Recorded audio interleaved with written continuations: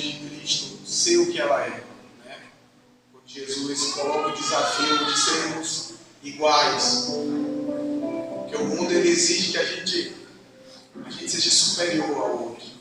E a igreja de Cristo, né? Jesus vai falar que é para a gente servir o próximo.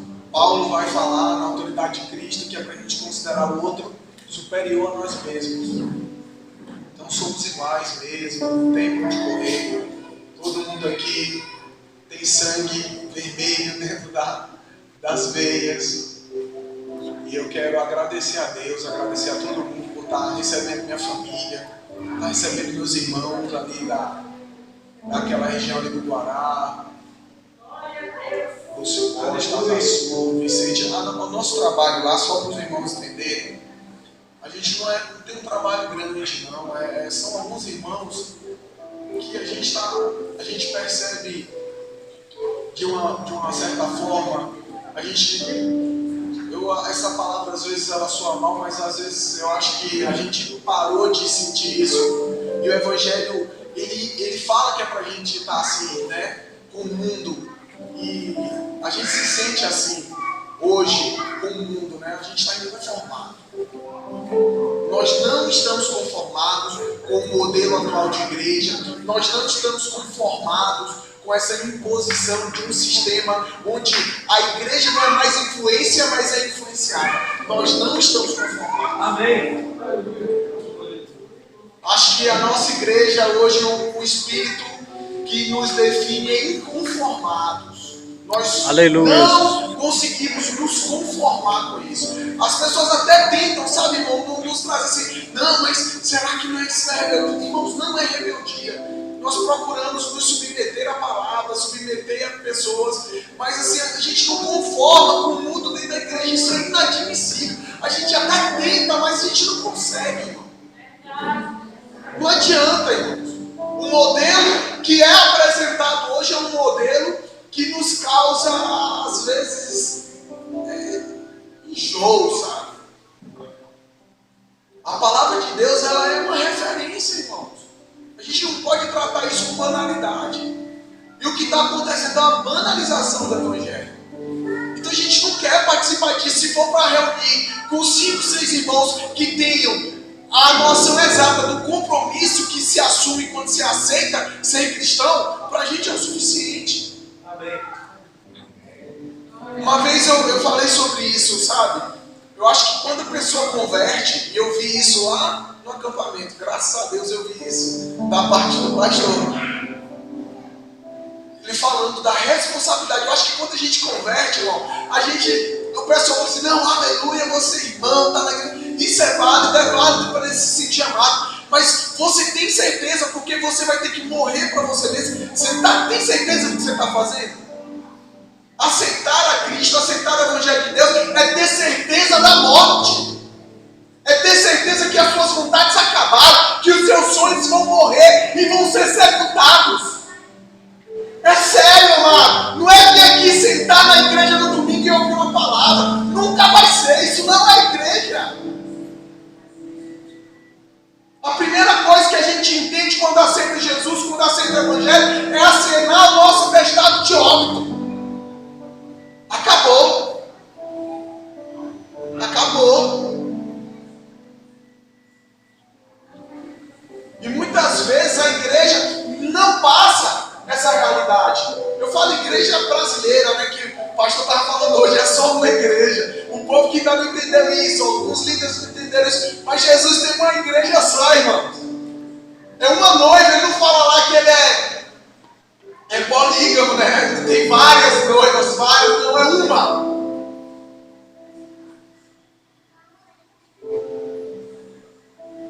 Então assim, quando eu falo do Evangelho, quando eu falo da palavra, para mim é uma responsabilidade, para mim não tem muita glória, sabe? Eu não estou aqui para animar, para fazer, não, eu vim aqui compartilhar uma palavra com os irmãos, no sentido da igualdade. É para mim essa palavra, eu não vou pregar para vocês. Isso é para mim, é Deus falando comigo. Eu vou compartilhar, eu vou dividir. Talvez Deus esteja falando isso com você.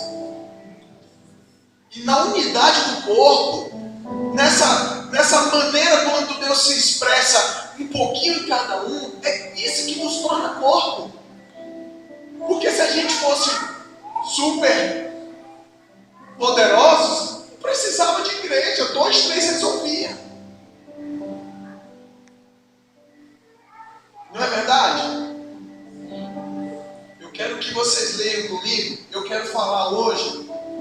Eu ia falar sobre missões, eu ia trazer umas fotos, mas ainda lá na frente a gente conversa mais sobre isso. O pastor falou aqui, eu sou missionário há 10 anos. São 10 anos de tratamento, 10 anos de mudanças, 10 anos de limpeza. Estou pronto ainda não. Só vou estar pronto no dia que eu morrer. Aí Jesus vai lá, está pronto, vamos subir. Enquanto a gente estiver aqui, a gente vai estar tratando as nossas mazelas, as nossas zika. Tá? Nossa zika vai ser tratada. A gente vai sendo amaciado por Cristo. Para a gente chegar à estatura de varão perfeito que é Cristo. Assim, a gente vai aprendendo. Erra hoje, erra amanhã, conserta. É assim a caminhada cristã. E eu estou nessa caminhada. Mas o que eu mais gosto dessa caminhada, vocês não vão nem acreditar. São os desafios. Eu acho fantástico alguém crer em algo que não vê. Eu acho fantástico, amado. Você não vê, mas você crê. Por quê? Eu já fui de 8 religiões, irmão. De macumba, espiritismo, catolicismo, budismo, Hare Krishna, Chave Santo Daime. Eu já fui batizado nos Rastafari, mano, ó. Agora você vê, né? Eu não sei como, mas eu acho que Jesus, ele usou um jumento, né? Deus usa.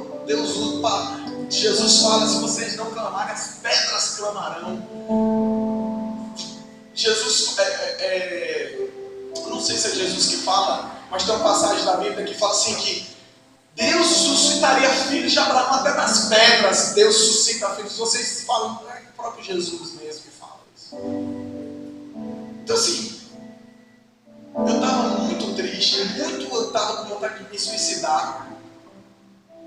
E eu fui lá para o mar, ver o mar, e ver um Rastafari. A gente combinou tal. Aí eu fui lá fumar um baseado na casa com ele lá, com a menina lá e tal. E aí ele falou, eu falei, cara, eu tô com angústia, eu tô mal e tal. Aí ele falou, cara, isso aí sabe o que é? A falta de Jesus. Pegou uma água da torneira, eu te bati em nome do Pai, do Filho e do Espírito Santo. Você está entendendo? Na ignorância dele, Jesus estava usando ele. Depois daquilo ali, logo depois eu conheci o Evangelho.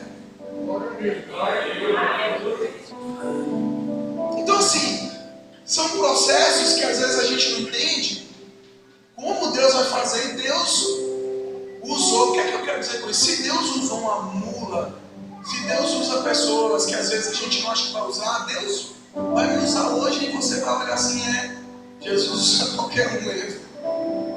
Essa é a graça do Evangelho. É você ser especial para Cristo e somente para Ele. Amém? Eu quero que vocês abram comigo, eu quero falar sobre identidade. É algo que eu entendo assim, que Deus tem trabalhado na minha vida. Identidade. E eu acho que Ele trabalha na vida de todo crente. Identidade. Isso é muito forte. Ter identidade, reconhecer a sua identidade, trabalhar, viver em cima dessa identidade. Tá bom? E aí eu queria começar com alguém, para mostrar para vocês alguém que não tinha identidade. Ele não tinha identidade. Ele não sabia para que lado ele ia. E agora a gente vai lá no Evangelho de João.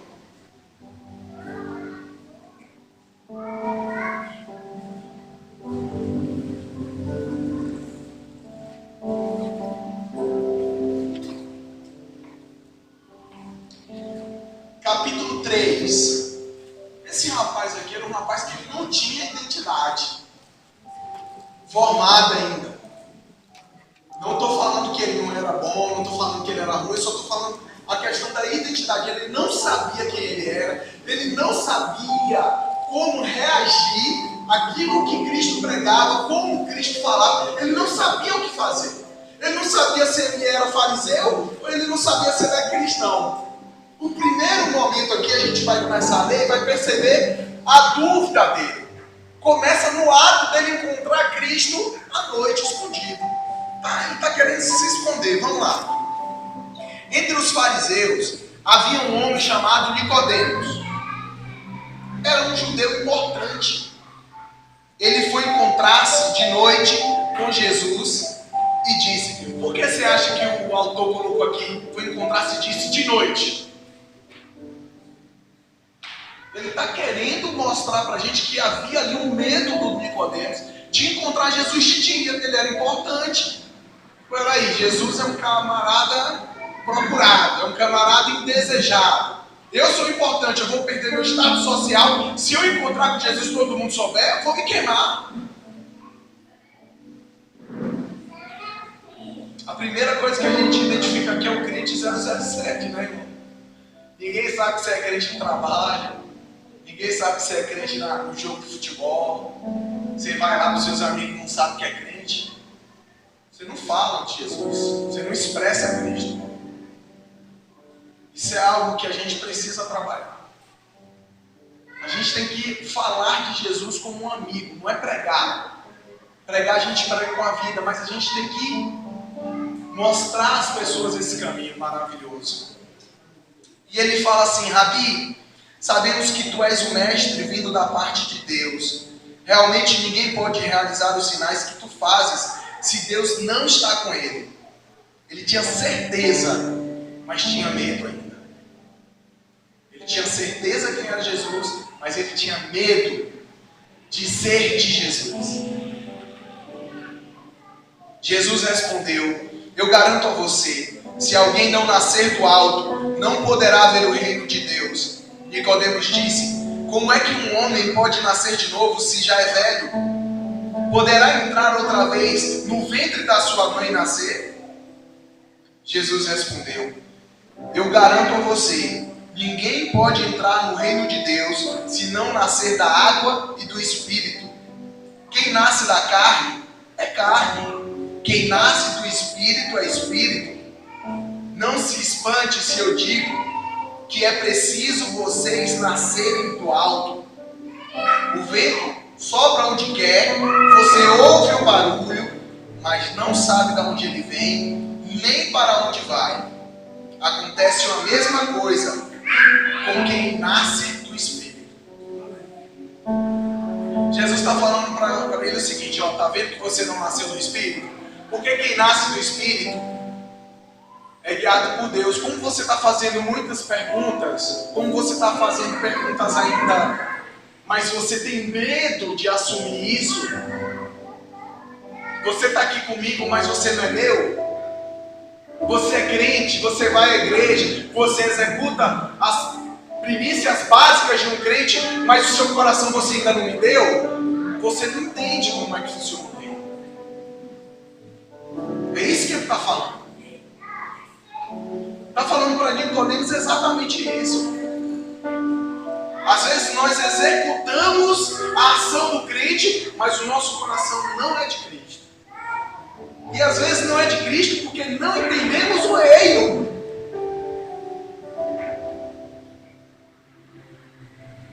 Nós não entendemos como o reino funciona, que é crer no que não se vê. Olha o que ele queria. O que é o natural? Voltar para o ventre da mãe para nascer de novo. Olha a proposta dele. Totalmente carnal, totalmente física, totalmente biológica, totalmente científica. Não, uma pessoa está aqui fora. Para nascer, o fato do nascimento é o quê? Jesus está falando de nascer das ideias, de nascer da alma, das emoções, de nascer como uma outra pessoa, no sentido de praticar, de expressar, através do seu coração, das suas atitudes, um novo ser. E ele está falando: tem que nascer de novo como? Voltar para a barriga da Às vezes nós não entendemos como esse reino funciona. Nós achamos que é uma democracia. Sabe o que é que a gente acha, mano? A gente acha que o céu é uma democracia. E você acha que Deus tem que aceitar o que você fala porque você tem voto. Você vota. Peraí, Deus. Peraí. Eu também tenho voto nisso aqui. Eu sou povo de Deus, o povo vota. Mas Deus não tem uma democracia. Deus tem uma teocracia. É Ele que manda porque Ele sabe o que é melhor para você. E é difícil de você aceitar isso, amado. É difícil demais você aceitar isso. A gente às vezes finge que aceita, entendeu? A gente fala, não, o Senhor é meu pastor, Ele que vai me conduzir, Ele que vai fazer. Só que a gente está tão manchado com o mundo. A nossa estrutura social nos empurra para a garganta do diabo todos os dias. Nós somos levados pela onda de uma forma tão forte que a gente toma o remedinho.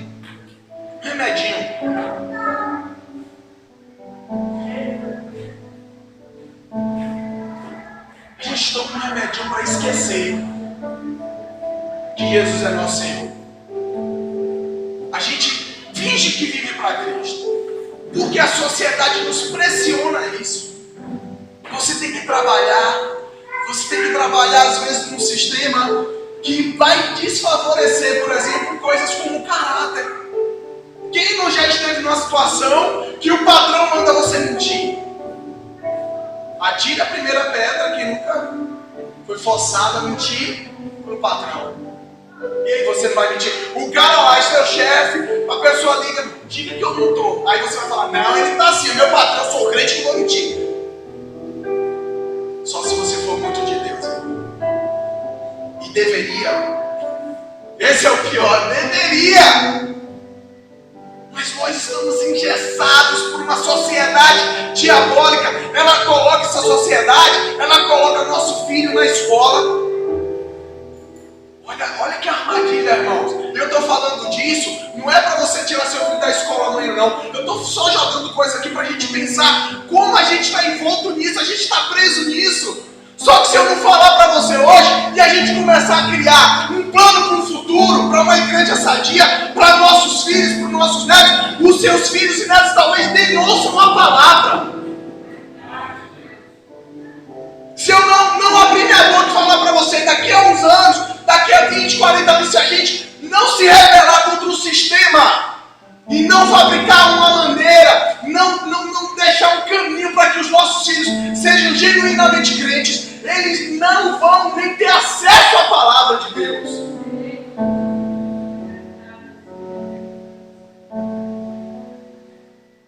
Ele pega nosso filho, novinho, 2 anos, 3 anos, 5 anos. Você tem que trabalhar, você tem que botar o filho na creche. Você tem que continuar produzindo. Tem que botar o filho na creche, tem que botar o filho na escola, tem que partir para a luta. E eu não estou criticando não, irmão, só estou lançando o pensamento. E aí nosso filho vai para a escola, começa bonitinho pintando, depois senta naquela cadeira dura e passa ali até os 18 anos sem ouvir falar de Jesus na escola, sem ouvir falar de Deus. Quando ele chega no 5º, 6º ano, ele vai começar a aprender uma coisa chamada ciência da evolução.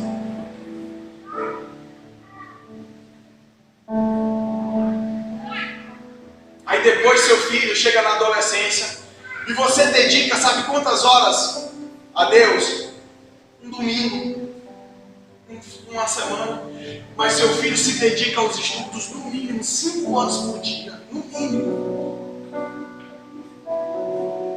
Ele ouviu a força do mundo na escola, depois ele ouviu na televisão, ele ouviu com o vizinho, ele ouviu na internet, o mundo está pressionando ele e está formando o caráter dele. Quando ele chega com 18, 19 anos, ele vai entrar para uma faculdade que rejeita completamente a ideia de Deus. Tem que ser científico, tem que ter prova. Cadê Deus? Prova que Deus existe. Cadê Deus?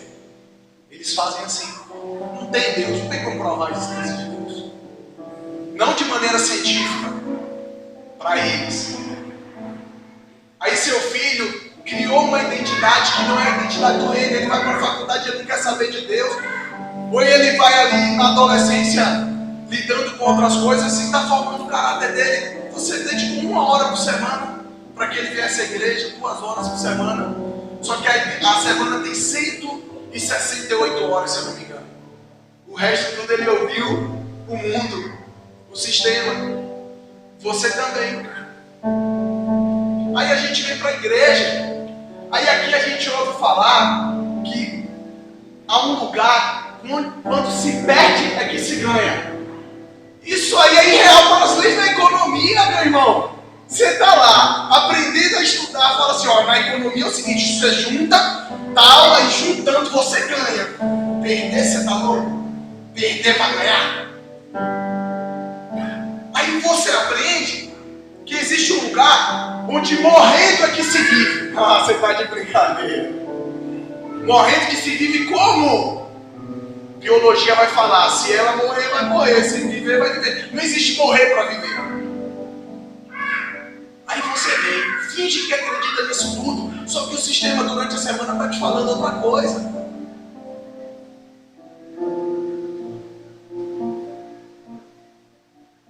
Aí sua identidade está confusa, porque você não entende. Aí Nicodemos, ele não entende porque o judeu está falando para ele que vai vir o Messias. Ele estudou a vida toda dizendo que havia um Messias poderoso, da raiz de Davi, que ia levar Israel a ser a nação poderosa da terra, que ia colocar seus inimigos debaixo dos seus pés. Israel ia dominar. Israel é o povo escolhido, o filho de Davi, o Senhor, Rei dos Reis, Senhor dos Senhores. Ele vai dominar, vai abater o pecador, vai abater o ímpio. Israel vai ser exaltado, Israel vai ser levantado. Imagine na cabeça do Nicodemos, é a sua cabeça hoje, irmão. Jesus vai voltar. O povo diz que Jesus vai voltar desde 1920, Jesus não voltou. Quem nunca ouviu isso, irmão? Fala na tua casa pro ímpio lá, uma pessoa que não é crente, fala assim, Jesus vai voltar. Diz que o mundo ia acabar em 2000, não acabou. Diz que o mundo ia acabar no bug do milênio, não acabou. Diz que era em 2013, não acabou. Esse negócio de mundo acabar, o mundo não vai acabar, não. Porque nós somos uma geração imediatista. Não acabou 2 horas, não acabou, então não vai acabar mais. Jesus não voltou. Já recebi um e-mail e tudo lá que demora não sei quantos dias para receber. E Jesus não voltou ainda. Então Jesus é mais lindo do que esse e-mail. Jesus não vai voltar mais. Está tudo confuso dentro da gente. Confuso, a gente não sabe onde vai.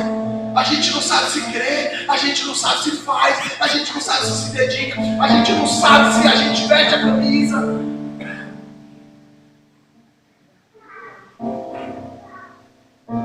Mas eu quero também dar um exemplo de um camarada que sabia qual era a sua identidade. Vamos lá?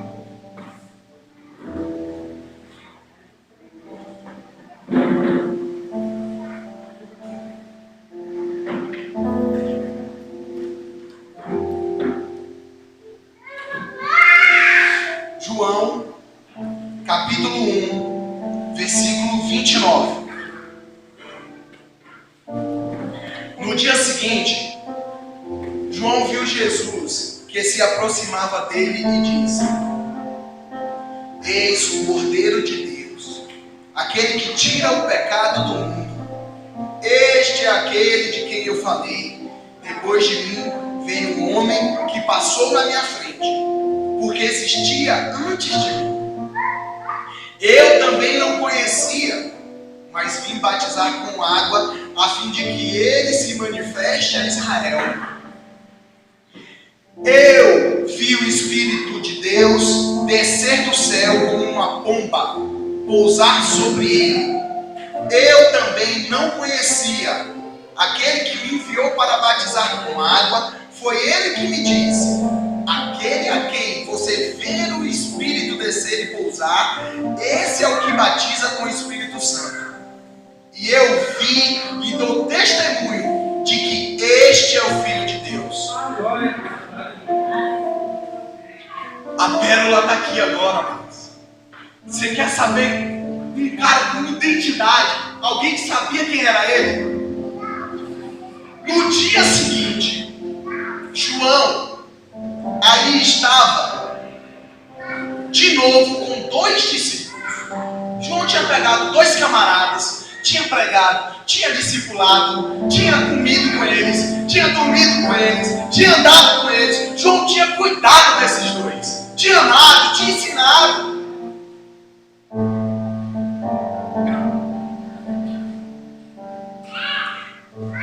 Vendo que Jesus ia passando, apontou: eis aí o Cordeiro de Deus.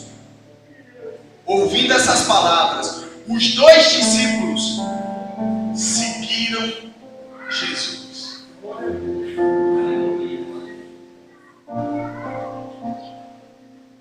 Porque João tinha identidade. Ele sabia que o trabalho dele tinha acabado. Ele sabia para que ele veio na terra. Ele entendia que se Jesus tinha chegado e ele veio para abrir o caminho para Jesus, ali era um ponto final na história dele.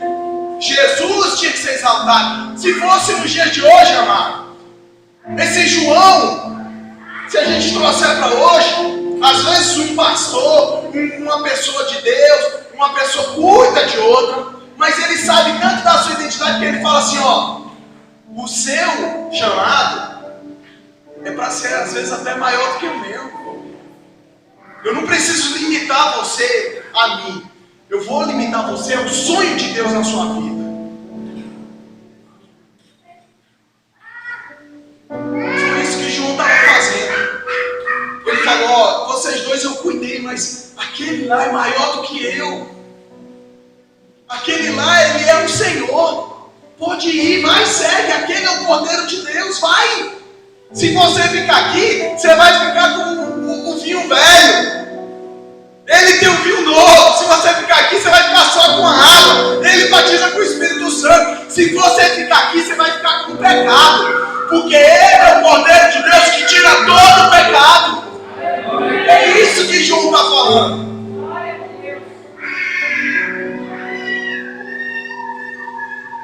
Então, 2 pessoas, uma que não sabe sua identidade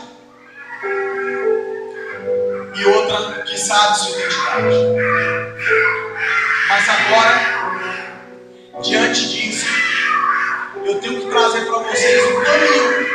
Não adianta aqui só colocar para vocês o que é identidade, a pessoa que não tem, a pessoa que tem. Eu tenho que trazer uma reflexão para vocês, tá? E agora, como é que eu faço para ter minha identidade? Onde está essa identidade? É minha? Nasceu comigo? Onde reside? Como é que eu pego? Como é que eu tomo? Eu tomo um comprimido da identidade? É só aceitar Jesus? Eu tenho que trazer um caminho de reflexão. Amém? Vamos lá para 1 Coríntios capítulo 13.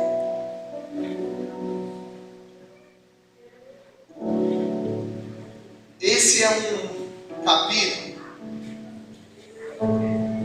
que a gente fala muito de amor, né? Falou de amor, falou de Coríntios 13, né? Só que esse capítulo, na verdade, ele fala muito pouco de amor. Ele fala muito pouco, talvez quase nada, do amor que você acha que é amor. O que é amor para você? É um sentimento que dói no peito do sujeito. É isso? É? Sentimento que é amor. Se eu perguntar isso para um menino de 15 anos, ele vai falar: amor é quando passa aquela gatinha que meu olho brilha. Né? Se eu perguntar isso para uma mãe, ela vai falar: amor é a picada de angústia que eu sinto quando meu filho está passando por alguma dificuldade. Se eu falar isso para uma pessoa, um casal que está muito tempo junto, ele vai falar: amor é companheirismo, é estar juntos durante tanto tempo. Eu aguentei muito esse homem e ele também me aguentou. Se você você falar que é amor para uma criança,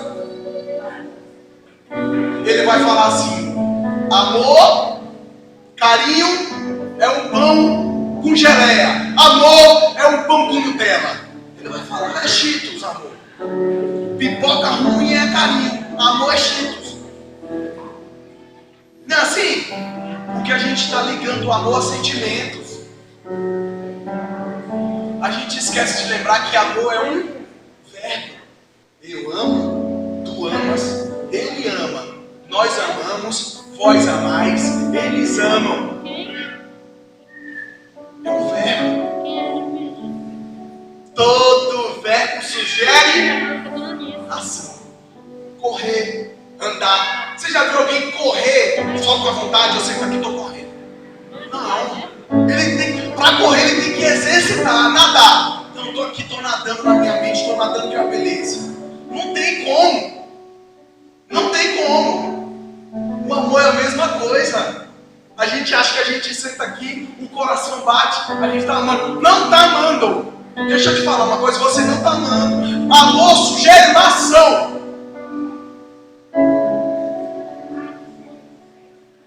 Você comeu hoje? Sua luz está paga? Como é que está seu relacionamento? Está legal? Posso ajudar? Irmã, vou na sua casa ajudar você naquela faxina. Meu irmão, eu tenho uma camisa, eu ganhei 2 camisas novas, eu vou te dar uma. Você está com frio? Eu vou levar uma cobertura lá na sua casa hoje. Irmão, eu trouxe aqui, eu sei que você gosta de Nescau, eu trouxe Todd para você. Não, eu trouxe Nescau. Amor é uma ação concreta. Por isso que João fala: não amemos só de palavra, mas amemos em espírito e em verdade, em ação, em cuidar do meu próximo, em me preocupar com a situação da minha cidade, do meu bairro, da minha rua. E o que isso tem a ver com identidade? O capítulo 13 de Coríntios é uma continuação do capítulo 12, amado. Ele não é isolado, não. Ele não está ali para falar do amor. Paulo está ali poetizando: que o amor, se não for como o sino que batal e tal, se não tiver amor, nada serei. Ele não está fazendo poesia de quinta série para namoradinha, não. Eu tinha uma namoradinha na 3ª, 4ª série. Eu fiz uma poesia para ela que arruinou a minha tentativa de namorar com ela. Eu falei, botei assim no papel: sua boca é linda, boca de maracujá. Se eu tivesse uma boca dessa, eu não deixava ninguém me beijar. Aí minha tia olhou: oxe, boca de maracujá, maracujá é bucho, meu filho. A menina não quis saber de mim. Não é essa poesia que Paulo está fazendo. Paulo está fortalecendo o capítulo 12, que ele está trabalhando o corpo, cada um o seu lugar no corpo. Eu faço parte do corpo. Onde eu estou no corpo, a aceitação do meu lugar, a aceitação da minha tarefa, a aceitação da minha identidade. Eu sou o que no corpo? Eu sou muito bom em fazer bolo. Então todas as vezes que tiver um aniversário na igreja, que tiver uma festa, eu vou servir o meu bolo, o meu serviço para a igreja. Eu sou muito bom em cuidar de criança. Então todas as vezes que eu tiver oportunidade, eu vou cuidar de criança. Eu sou muito bom em pintar. Eu sou muito bom em furar buraco. Eu sou muito bom em servir água. Eu sou muito... Isso é o lugar do corpo. O que é que eu sei fazer de melhor? O que eu faço, às vezes, para o sistema. Às vezes nós fazemos para o sistema, Marco. Somos ótimos funcionários. Mas dentro da igreja, na hora de servir, nos anulamos. Usamos para o mundo o que deveríamos dar para Deus.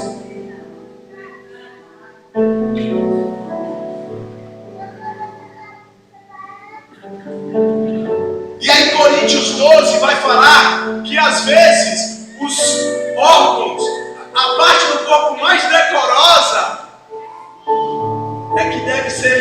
mais respeitada. Limpar o chão da igreja, lavar o banheiro. Esse povo tem mais moral do que eu e você com Jesus, amor. Eu limpei muito banheiro de igreja, irmão. E eu gosto de limpar. Minha mulher disse que eu limpo o banheiro bem hoje, mas eu aprendi na igreja, limpando banheiro de igreja. Sabe qual foi meu primeiro ministério importante? Importante. Lá já era importante. Cheguei no Rio, já como missionário, Nordeste, já tinha trabalhado com dependente químico, já tinha tal. Cheguei no Rio como um missionário importante de carreira, já um missionário bacana. Aí o pessoal olhou para mim assim: a gente vai ver o ministério que a gente vai te dar aqui na comunidade missionária e tal. Eu já não, vou arrebentar isso aí, vai dar um negócio bom. Aí chegaram lá e falaram assim: o seu ministério é todo dia coletar o lixo dos banheiros, o lixo da casa toda, e de segunda, quarta e sexta colocar ele lá fora do carro de lixo pegado. Eu pegava e cocô dos irmãos tudo, irmão. Sabia assim os papéis tudinho dos irmãos.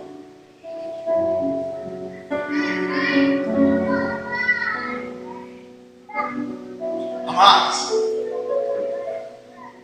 mas eu fiz aquele ministério com tanto amor, que vocês não vão acreditar.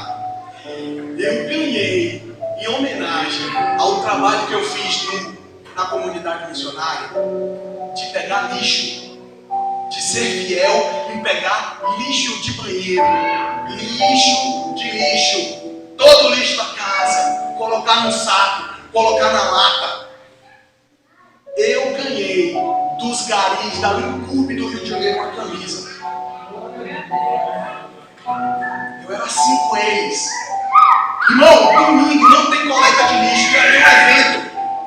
Eu ligava pro superintendente: por favor, me ajuda. Ele vinha com o vizinho, não entendia aquilo, ele vinha com um caminhão de lixo só para pegar o lixo da base missionária, mano.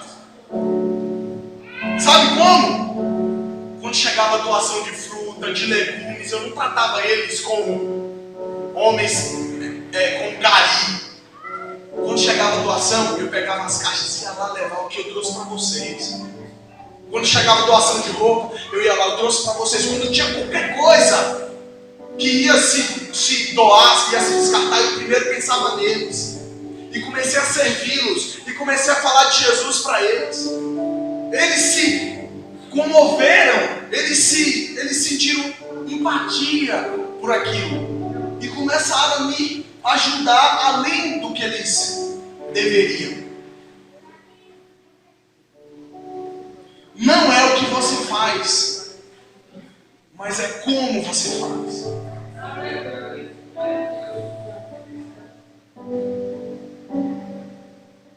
E aí em Coríntios, capítulo 13, vai tratar exatamente disso. Fala assim: ainda que eu falasse línguas dos homens e dos anjos, se eu não tiver uma atitude, uma ação de amor, seria como um sino ruidoso ou como um símbolo estridente. Ainda que eu tivesse o dom de profecia, conhecimento de todos os mistérios e de toda a ciência, ainda que eu tivesse toda a fé a ponto de transportar montanhas, se eu não tiver amor, eu nada seria. Ainda que eu distribuísse todos os meus bens aos famintos, e ainda que eu entregasse o meu corpo às chamas, se eu não tiver amor, nada disso me adiantaria. O amor é paciência, é paciente. O amor é prestativo.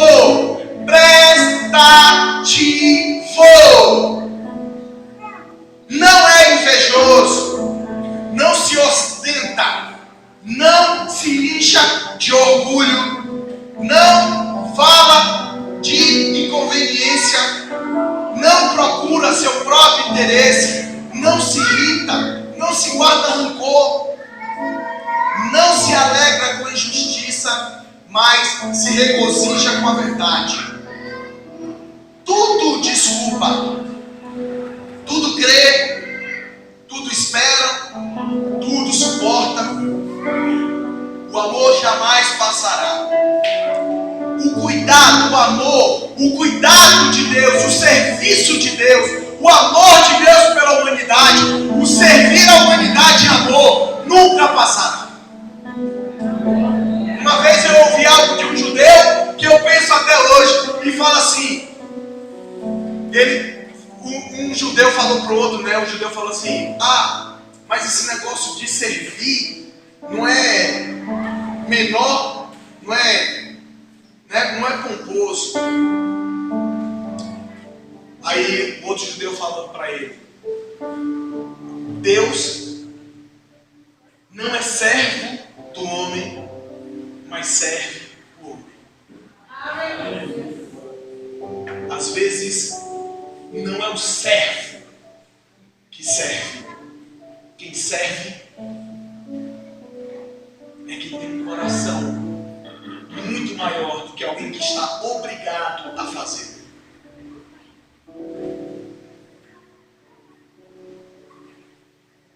O amor jamais passará, as profecias desaparecerão, as línguas cessarão, a ciência também desaparecerá, pois o nosso conhecimento é limitado. Limitada é também a nossa profecia.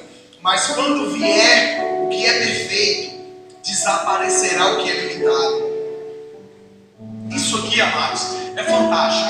Porque tem algo aqui para o futuro, para quando Jesus vem, que vai desaparecer. Paulo está trabalhando duas coisas. Paulo está trabalhando quando Jesus retorna à terra para buscar a igreja. Mas Paulo também está trabalhando em nós. E ele está falando assim também. Quando já vier o que é perfeito, quando é que vem o que é perfeito? É só no dia derradeiro?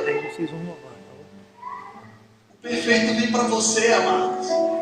No dia que você nasce de novo. Jesus tem um encontro com você. Ele diz que o Espírito Santo, uma porção que está dentro de você, que é colocada dentro de você.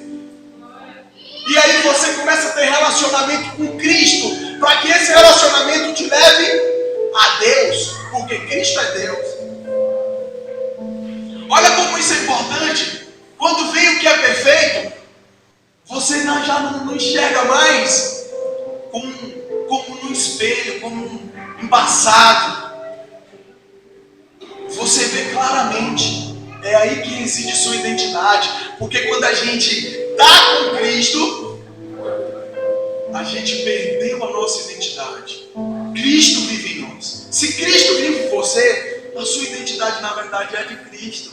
E você está procurando sua identidade em você.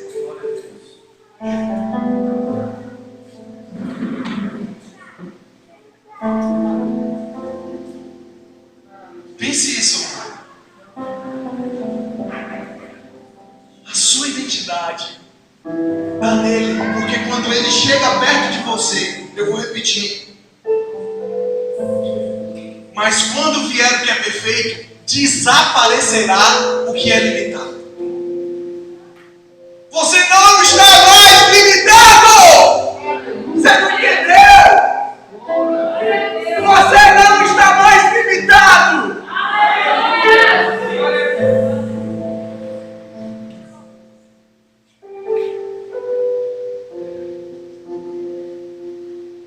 Você não está mais limitado, amado. Você não está mais preso ao pecado. Você não está mais preso à nossa mesquinhez, às nossas dores, às nossas misérias, às nossas mazelas. Elas ainda existem, mas nós não estamos limitados a ela. Ela não nos domina. Nós vamos conviver com elas. Vamos ter autoridade sobre elas, mas elas não nos dominam mais. Você nunca vai poder dizer para Deus: Senhor, mas eu não tinha superpoderes para destruir o pecado. Eu não tinha raio nos olhos para fulminar o capeta. Eu não tinha poder. Não tem isso, amado. Você, quando aceitou Jesus, você ganhou um salvo-conduto de liberdade nessa terra.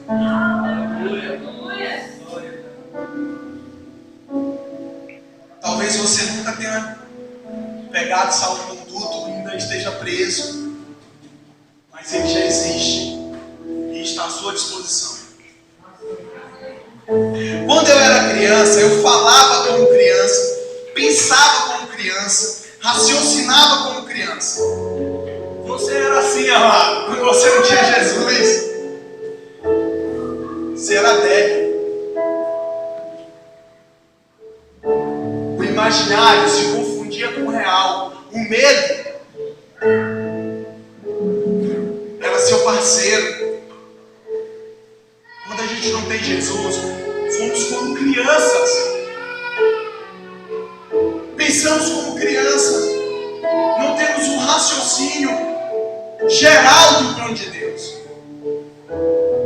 Mas quando Jesus está em nós, quando a gente tem um relacionamento, quando a gente é salvo, quando a gente muda, converte, gira a chave, Jesus nos dá uma outra mente, que é a mente de Cristo. E aí ele fala: depois que eu me tornei adulto, deixei o que era próprio de criança.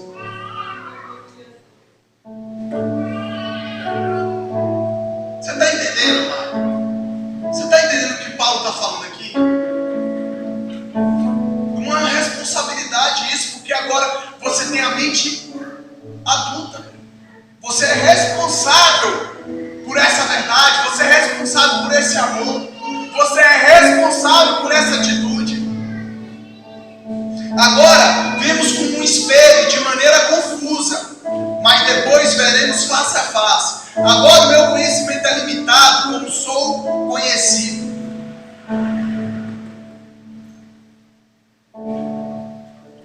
Quando vem o que é perfeito, nosso conhecimento é anulado. Paulo vai dizer que é como esterco, que ele considerava tudo que ele era como esterco, como cocô.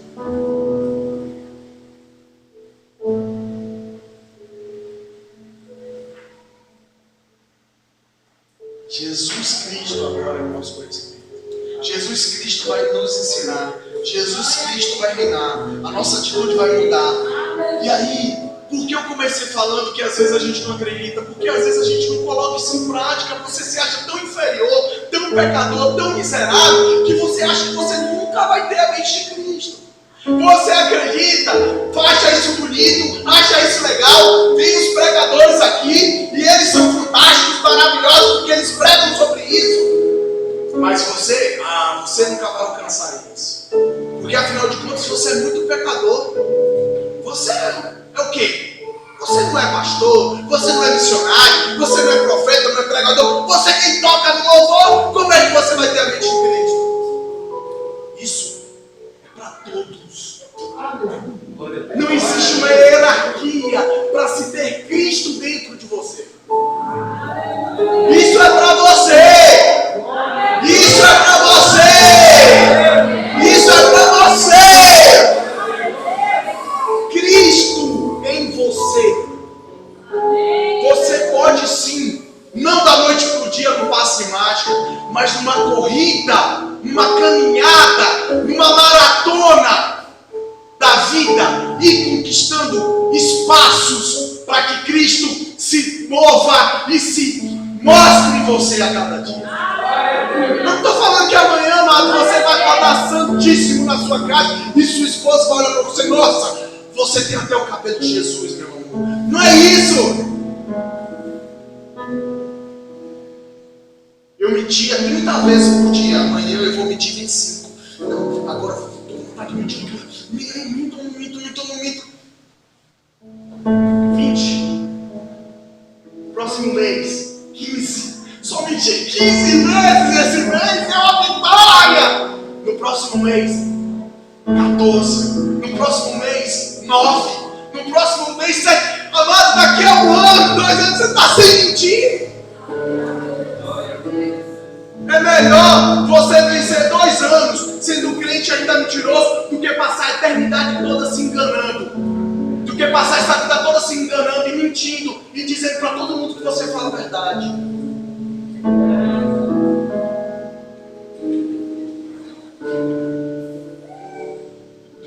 Amados, quando eu me converti, eu fumava um baseado lerdo. Já era baiano. O neurônio já tinha acabado a metade. Eu ainda fumei uma última vez depois de convertido. Deus foi me limpando. Eu estou 10 anos limpo, amado. 10 anos. Eu já preguei por um cara fumando um baseado do meu lado. Jesus me deu essa graça. Foi da noite pro dia, amado? Não. Amado, eu era tão mentiroso,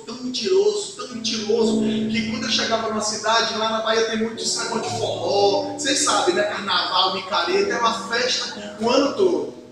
E a gente chegava nesse lugar, tal, meu irmão chegava no lugar, em 5 minutos eu já olhava assim, Toninho, prefeito 22, aí as meninas chegavam, e aí, todo mundo, e aí, não sou primo do Toninho. Eu já era primo do prefeito, amado, em 5 minutos. Eu era o cara mais canalha que eu conhecia. Mentiroso, tudo que não presta eu era, amado. Eu sei de onde Jesus me tirou. Eu sei quem é Cristo. Eu sei quem é Cristo. Eu chegava a fumar 3 carteiras de cigarro por dia. Eu sei de onde Jesus me tirou. Eu sei do pecado que eu cometia.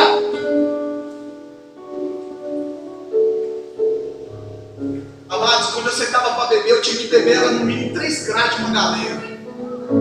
Todo dia. Eu ia para a faculdade, fumava um, ia para a faculdade, chegava meio-dia, assistia a aula doidão, chegava para almoçar com aquela fome, aí eu botava uma lapada de cunhaque, que é o padrão do limão mel, ó. Aí depois comia, aí fumava outro para fazer a digestão, ia para a faculdade de novo. Quem está diante de você não é o Superman, não. Quem está diante de você é um desgraçado que Jesus resolveu curar. Ele pode fazer com você, ele pode fazer com qualquer um da sua família. Você tem que crer nisso, amado. O céu não é feito de super crentes, não. O céu é feito de homens arrependidos de tanta besteira que fez. E é por isso que é loucura para os homens, porque os engomadinhos acham que é fazer tudo certo para alcançar a salvação. Tem gente salva lá fora, amado, você não sabe. E tem gente perdida aqui dentro.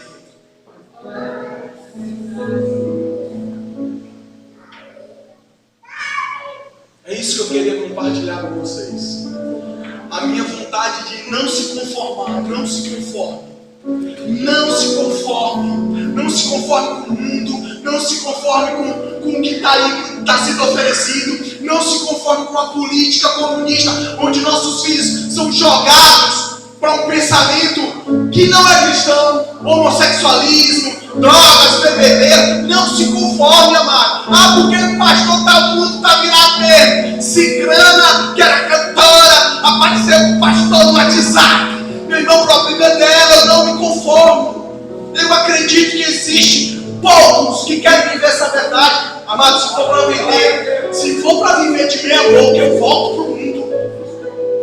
Ou eu sou crente, ou Jesus me tirou daquela porqueira, daquele noite, ou então é melhor voltar para o mundo, agora ficar pegar. Para com isso.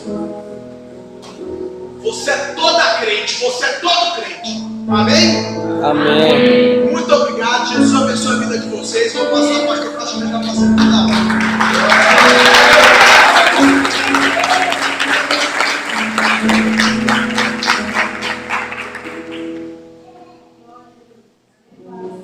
Queridos, que tipo de identidade você tem? O Ministério de Louvor está